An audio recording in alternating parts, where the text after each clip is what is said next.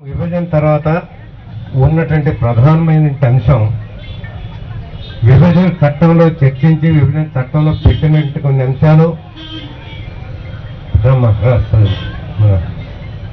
సుచరిత గారు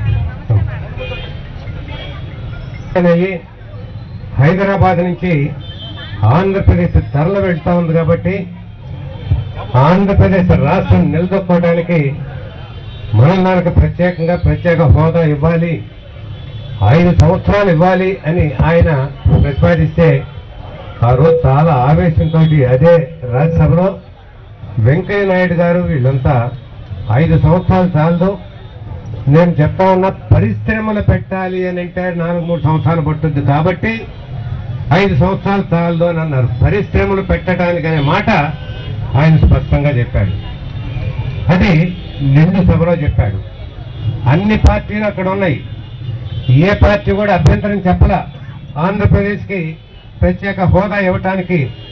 అంటే అన్ని పార్టీల ఆమోదం ఆంధ్రప్రదేశ్ రాష్ట్రానికి ప్రత్యేక హోదా ఇవ్వమనమనే ఆమోదం దానికి ఉన్నది. అది అయిపోయింది. ఇవాళ అది అయిపోయిన తర్వాత మన ప్లానింగ్ కమిషన్ ఉంది. దాదాపు సంవత్సరం పాటు ప్లానింగ్ కమిషన్ ద్వారా ఇవ్వాలనుకుంటే ఇచ్చి ఉండొచ్చు. ప్లానింగ్ కమిషన్ అయిన తర్వాత నీతి ఆయోగ్ వచ్చింది. నీతి ఆయోగ్ ఏదో అడ్డం పెట్టిందని, లేకుంటే 14th ఫైనాన్స్ కమిషన్ అడ్డం పెట్టిందని, అది వద్దని రకరకాల నుంచి పొంది సాకులు చెప్పారు.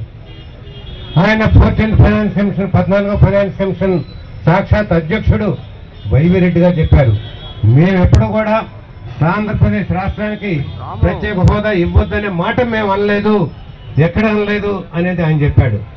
అదేవిధంగా దానిలో ఒక committee member 14th finance commission అభివృద్ధిస్తేనని ఆయన చెప్పాడు. మాకేం సంబంధం, మేమెందుకంటాం, మేము వచ్చిన డబ్బుని పంపిణీ చేసే విధానాన్ని గురించి మేము మాట్లాడుతాం తప్ప ఎక్కడ ప్రత్యేక హోదా ఇవ్వాలి ఎక్కడ ఇవ్వకూడదనే మాట మేము అనలేదు అనేది ఆయన స్పష్టం చేశాడు.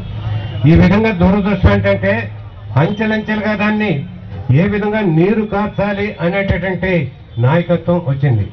ఇది అయిన తర్వాత ఎలక్షన్ సమయం వచ్చింది. ఎలక్షన్ సమయంలో అనేక చోట్ల సభలు పెట్టారు. బీజేపీ, టీడీపీ అట్లానే జనసేన ఇవన్నీ కలిపి పెట్టారు. మొట్టమొదటి మనం ఉదాహరించుకోవాల్సిన సమావేశం మన తిరుపతిలో జరిగిన సమావేశం. సాక్షాత్ వెంకటేశ్వర స్వామి ఆయన మరి నీళ్లు జరిగినటువంటి ఆయనే సాక్షి. అక్కడ జరిగినటువంటి ఆయన పాదాల దగ్గర జరిగినటువంటి ఈ సమావేశంలో గుంటూరు జిల్లా వైఎస్ఆర్ కాంగ్రెస్ పార్టీ మాజీ అధ్యక్షులు చిలుగుపేట సమన్వయ సాక్షాత్తు ఆ సమావేశం ప్రత్యేకంగా మనం 2-3 విషయాలు మాత్రం ప్రస్తావించుకోవాలి. ప్రజానీకాన్ని గుర్తు చేయాలి, ఈ పాలకులు కూడా హెచ్చరించాలి. ఆ రోజు మాట్లాడిన దానిలో మన రాష్ట్ర అభ్యర్థి అక్కడ ఆ రోజు పోటీ చేస్తున్నట్టు టీడీపీ ప్రధానమైన నాయకుడు మాజీ ముఖ్యమంత్రి వర్యులు ఆనాటికి మన చంద్రబాబు నాయుడు గారు చెప్పినట్టు వ్యాఖ్య, ఈ రాష్ట్రానికి ప్రత్యేక హోదా 5 సంవత్సరాలు చాలదు, 10 సంవత్సరాలు చాలదు, 15 సంవత్సరాలు ఇస్తే పరిశ్రమలు పెట్టుకోవాలి అని అంటే 2-3 సంవత్సరాలు పడతాయి. మళ్ళీ అవి నిలదొక్కొని ఆ పరిశ్రమల వల్ల ఇక్కడ కొంత లబ్ధి చేకూరాలి, ఉద్యోగాలు రావాలి అంటే 15 సంవత్సరాలు కావాలన్నాడు. నేను ఈ 2 చోట్ల కూడా ప్రత్యేకంగా నేను ఒక విషయం మాత్రం మీకు గుర్తు చేస్తా ఉన్నా. అక్కడ ఆ రోజు వెంకయ్య నాయుడు గారు రాజ్యసభలో చెప్పినప్పుడు మన పరిశ్రమలకి ప్రత్యేక హోదా వస్తేనే మిగతా రాష్ట్రాల్లో 11 రాష్ట్రాల్లో ఉన్నటువంటి చోట ఆ రాష్ట్రాల్లో పరిశ్రమలు ఏ విధంగా వచ్చినాయి, ఆ రాష్ట్రాల్లో పరిశ్రమల ద్వారా పెట్టడం ద్వారా యువతకు ఉద్యోగాలు ఏ విధంగా వచ్చినాయి, ఇవన్నీ కూడా పూసగుచ్చినట్టు లెక్కలతో సహా చెప్పినా కూడా ఆయన ఇటీవల కాలంలో ముఖ్యమంత్రి గారు అంటారు ఆయన అయిపోయింది, పప్పం కట్టిపోయింది, ఆయనకు రావాల్సినట్టు ముఖ్యమంత్రి పదవి వచ్చింది, ప్రజలు ఏ విధంగా పోయినా పర్వాలేదనే ఉద్దేశంతో ఆయన చెప్తాడు ప్రత్యేక హోదాతో ఏమొస్తుంది అని. ప్రత్యేక హోదా స్థానంలో ప్రత్యేక ప్యాకేజీ మాకు వస్తుందన్నారు. ఆ రోజు అరుణ్ జైట్లీ గారు అర్ధరాత్రి ఆయన అనౌన్స్ చేస్తే ప్రత్యేక హోదా బదులు ప్రత్యేక ప్యాకేజీ ఇస్తున్నామని ఆయన రక్తం మరిగిపోయింది. నాకు ఆ మాట అనగానే అరుణ్ జైట్లీ ఈ మాట ప్రత్యేక హోదా బదులు ప్రత్యేక ప్యాకేజీ ప్యాకేజ్ అనగానే నాకు రక్తం మరిగిపోయిందని అన్నాడు. జరిగింది. దీనిలో ఎవరు ఎంత పాపం చేశారు, ఈ రాష్ట్రానికి మన నష్టం చేకూర్చే దానిలో ఎవరు ఎంత నష్టం చేశారనేది వాళ్ళు ఆలోచించుకోవాల్సిన ఆవశ్యకత ఉంది. దాని తర్వాత మన నాయకుడు మొదటి రోజు నుంచి ఆయన ఇట్టి పరిస్థితుల్లో ఈ రాష్ట్రానికి ప్రత్యేక హోదానే కావాలి, 11 రాష్ట్రాలకు ఉంది, నూతనంగా ఏర్పడి మన రాష్ట్రానికి ప్రత్యేక హోదా ఉంటే కొన్ని పరిశ్రమలు వస్తాయి, ప్రత్యేక హోదా వల్ల జరిగేటువంటి బెనిఫిట్స్ చూసి కొన్ని పరిశ్రమలు వస్తాయి, దానికి ఎక్సైజ్ డ్యూటీ ఫ్రీగా వస్తుంది, ఇన్కమ్ ట్యాక్స్ ఫ్రీగా ఉంటుంది, ఇవన్నీ కూడా అనేక బెనిఫిట్స్ ఉన్నాయి కాబట్టి వాటిని చూసి పరిశ్రమలు పెట్టుకుంటారు అని స్పష్టంగా చెప్తాం కాక మొత్తం ఆంధ్రప్రదేశ్ లో ఉన్నటువంటి అన్ని రాష్ట్రాల్లో ఆయన తిరగటమే కాక జంతర్ మంతర్ దగ్గర అక్కడ ధర్నా చేయటం ఢిల్లీలో కాక గుంటూరులోనే ఆమరణ నిరాహార దీక్ష చేయటం కాక యువతకి విద్యార్థులకి యువభేరి కార్యక్రమాలు అన్ని జిల్లాల్లో పెట్టి వాళ్ళ అభిప్రాయం కనుక్కోవటం ద్వారా కాక ఇన్ని చేసిన తర్వాత కూడా ప్రత్యేక హోదానే కావాలి అని వెలుగెత్తి చాటుతూ ఉంటే ప్రతి ఒక్కరూ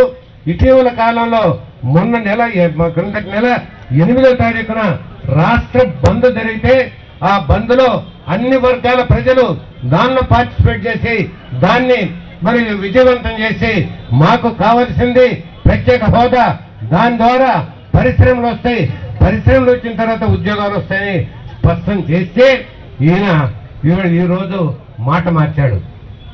మనం కనుక ఆలోచిస్తే ఆయన మాట మార్చడం రాష్ట్రంలో ఉన్నట్టు మూడ్ అంతా ఈ విధంగా ఉంది.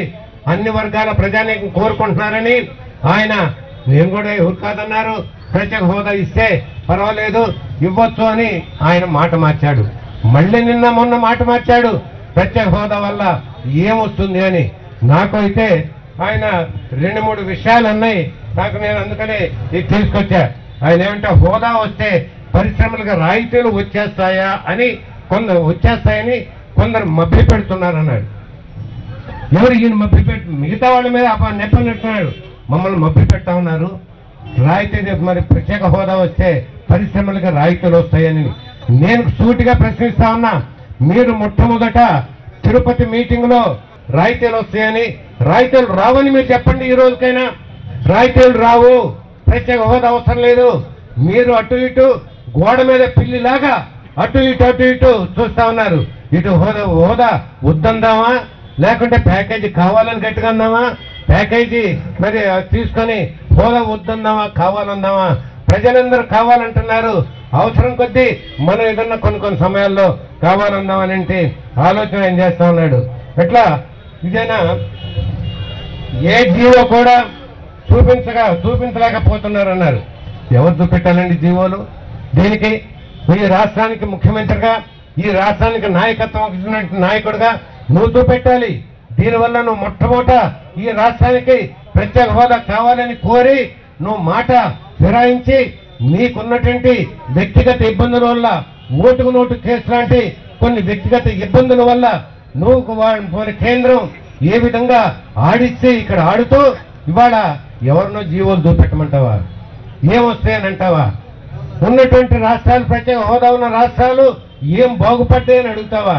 ఏం బాగుపడ్డాయో నీకు తెలుసు, నీ అంతరాత్మకు తెలుసు. కానీ కేంద్ర ప్రభుత్వంలో నాయకత్వాన్ని కాదనలేక 1, 2, 3 పెట్టావు. మొన్ననే 3వ మరి సరస్సు అయిపోయింది విశాఖపట్నంలో. ఈ 3లో కలిపి నువ్వు చెప్తా ఉంది 15,50,000 కోట్ల పెట్టుబడులు వస్తున్నాయని అన్నావు. మొదట 2 సమితులు పెట్టిన తర్వాత ఒక్కటి రాలేదే. సంతకాలు మాత్రం పెట్టారు. నేను కూడా ఒకటి పెట్టాన్ని. ఎందుకు పెట్టారంటే మన జగన్మోహన్ రెడ్డి గారు చేసే పోరాటంతో, ప్రజలు చేసే పోరాటంతో ఇవాళ పరిశ్రమలకి రాయితీలు వస్తాయి, మనం ఈ ఎంఓయూల్ని వాటిని అమలు చేసుకుందాం అనే ఉద్దేశంతో ఎంఓయూల మీద సంతకాలు పెట్టారే తప్ప పరిశ్రమలు పెట్టడానికి కూడా ఈ రోజు ఒక్కరు కూడా ముందు రావట్లా. కాకి లెక్కలు చెప్తా ఉన్నారు. ఇవాళ 15,50,000 కోట్ల పెట్టుబడులు వస్తున్నాయని, 3 సార్లు ఇచ్చేసామని, 31 లక్షల ఉద్యోగాలు వస్తున్నాయని, వీటిల్లో కొన్ని ఉద్యోగాలు వచ్చేసినాయని ఇన్ని విధాలుగా మా నాలుక మడతేసి మాట్లాడుకోవటం అనేది ఈ రాష్ట్ర ప్రయోజనాలకు మంచిది కాదు. ఈ రాష్ట్ర ప్రయోజనాలను కాపాడాలంటే ఈ రోజు కూడా నేను చెప్తా ఉన్నా, భేషజాలకు పోవద్దు. వేస్ట్ చేయలేకపోవద్దు. గతంలో చెప్పిన మాటకే అనుగుణంగా ఉండాలనే మాట మీరు అనుకోవద్దు. బంధులు గొడవలు చేసినందువల్ల ఈ రాష్ట్రానికి ఉపయోగం లేదంటారు.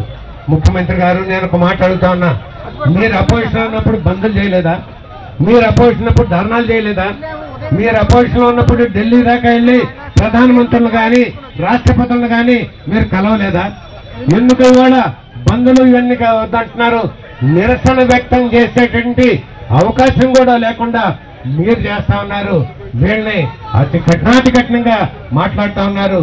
ఎవరన్నా యువభేరికి కలెక్టరేట్లు ముట్టడి, దీని తర్వాత ఈ ధర్నా కార్యక్రమం జగన్కి ఇవన్నీ కాకపోతే గతంలోనే ఆయన ప్రకటించిన విధంగా ఎట్టి పరిస్థితుల్లో మన టీడీపీతోనే దత్తకడతా ఉన్నారు కదా. టీడీపీని మాట అంటలేదు కదా. ఈనాడు ఇన్ని తప్పులు జరుగుతూ ఉన్నా